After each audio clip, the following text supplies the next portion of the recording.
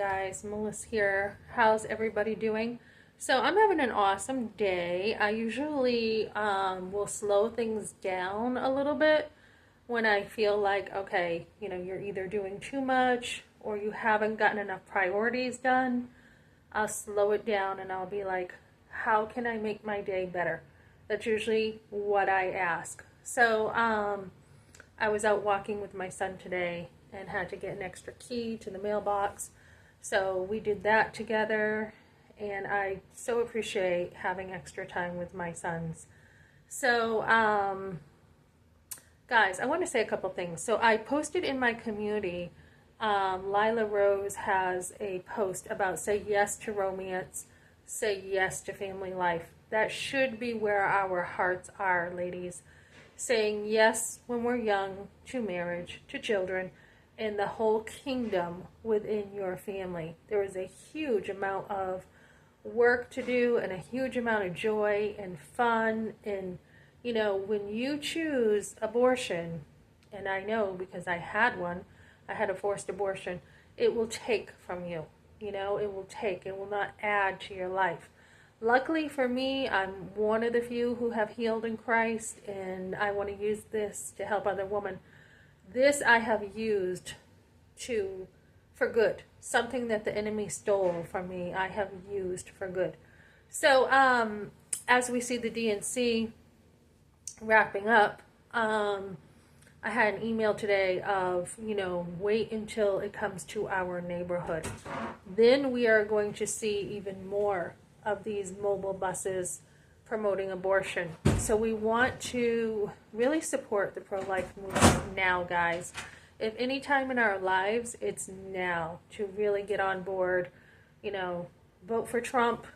Couldn't believe, I don't really pay attention to Kamala Harris that much, but I did watch her speech last night, and I couldn't believe, like, in the middle of her speech, most of what she's running on is abortion. And she is, I saw kind of a different Kamala last night than the little stupid crackle laughs that she has.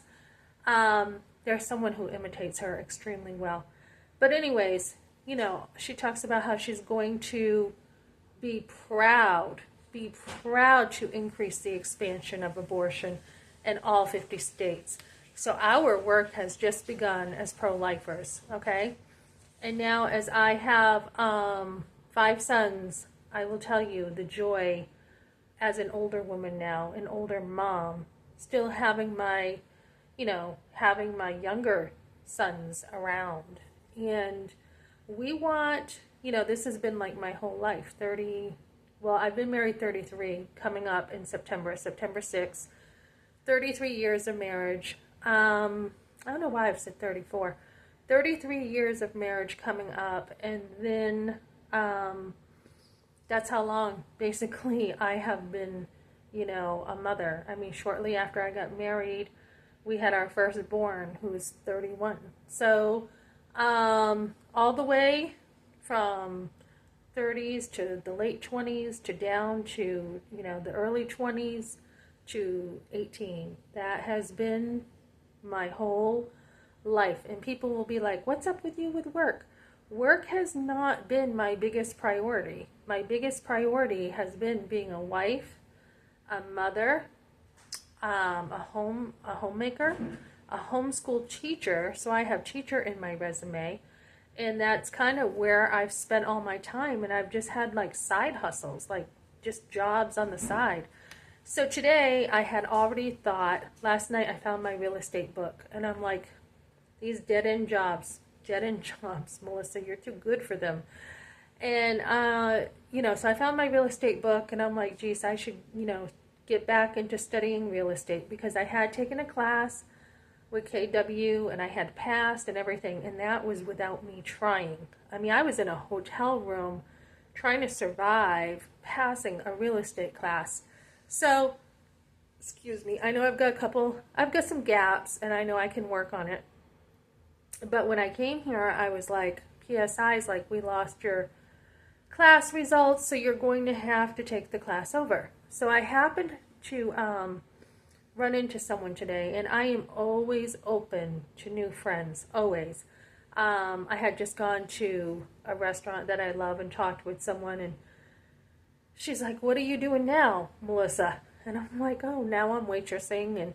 And love to hear the knowledge she has. She's been in the restaurant business for like 35 years, extremely smart woman. Love to hear her stories about restaurant stuff. I mean, she just talks about everything in restaurants like it. I mean, she knows it so well, like the back of her hand, about everything you can imagine in the restaurant business. So she should write a book, and if she did, I'd be like the first one to buy it. But anyways, I'm always open to new friends, and so I was at a place, and I was talking to this lady, about going through divorce, and she went through it and all this stuff. So she goes, so I had mentioned, she mentioned she worked at a real estate company, and I told her about what happened with real estate, and she's like, "Hey, here's my number. I will hook you up, and we can get together and talk about real estate." So I'm like, "Awesome, thank you so much." So I've got her number, and it's so funny how God just puts things together, because I just got that book. I just found it last night. I was going through my piles of books. I started last night. I've been decluttering this morning, and now I'm going to go work out on the treadmill. But I'm like, what else do I want to do with my time, What do I want to do? And I'm like, go back into real estate. I do have an insurance class.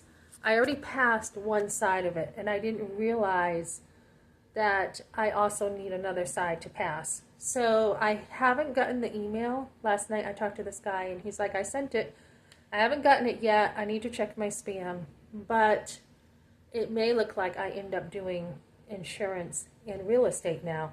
So I'm always moving. I'm always going forward. I'm always like, what else can I add to my resume? What else can I add to my skills?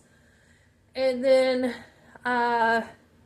meeting new people, seeing where the doors are open, where the doors are closed. And I am very comfortable with that. And I haven't even, for all the jobs I've had, I haven't moved a whole lot. Some people move a lot, and I know Kevin Leandro has moved a ton, so he's been picking on my jobs, but I don't move all the time. So some people like to move a lot, some people don't. Some people like to work in different places, some people don't.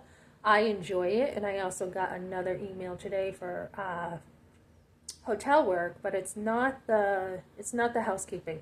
It would be front desk. So I'm like, why not? Why not try my skills at that and add that to my resume? So as I continue to add skills to my resume, I'm preparing for the future, that I always can add value to a company, that I'm always available to cross-train or do something, so that I always have something in the back of my pocket. I don't plan on retiring. I don't. I mean, I get plenty of breaks, time to travel when I want between jobs.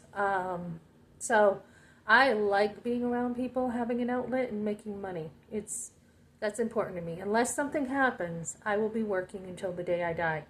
So as I looked at my resume a little bit yesterday, I'm like, okay, so you graduated early from high school, you went to college, you went to hairdressing school, you did restaurant work before you graduated from college. You've done it throughout, for years. You've done cleaning, you've done teaching, you've done cleaning, you took a real estate class, you took an insurance class, and so I keep adding on.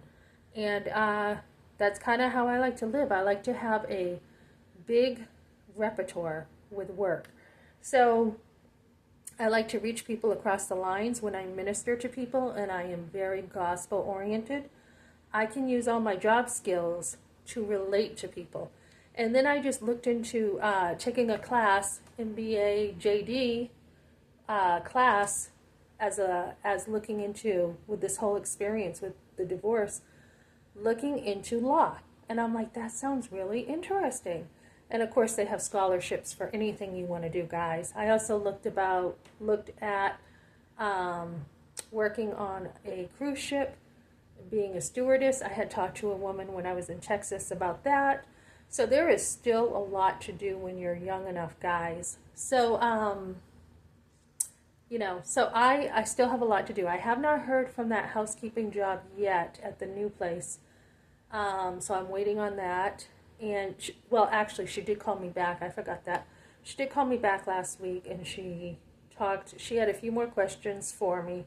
So, yeah, grab life by, by the horns and enjoy it. I probably have worked more than most people, off and on. I've not only did I raise my 5 sons, but I homeschooled and I was doing homemaking. And a lot of people who have money act like they made it and they didn't. For example, my husband's mother, she will act like she has made her money when it wasn't her. It was her. It was my husband's father who made the money. It was not her.